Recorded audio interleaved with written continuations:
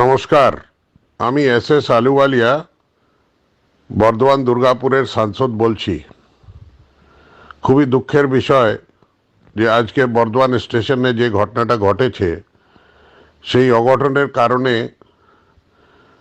তিনজন নাগরিক প্রাণ হারিয়েছেন। তাদের পরিবারের সদস্যদের আমার সমবেদনা জানাই। আর অনেকে আহত হয়েছেন, ক্ষয়ক্ষতি হয়েছে।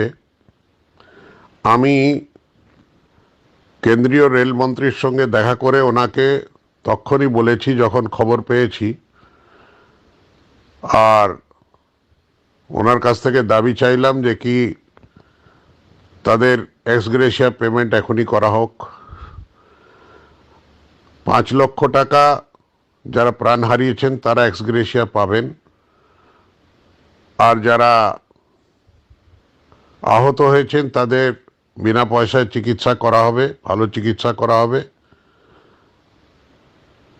আর এই কেন ঘটনাটা ঘটলো, দুর্ঘটনাটা কেন হলো, তার জন্যে একটা তদন্ত বসানো হোক। ওনারা বসিয়েছেন।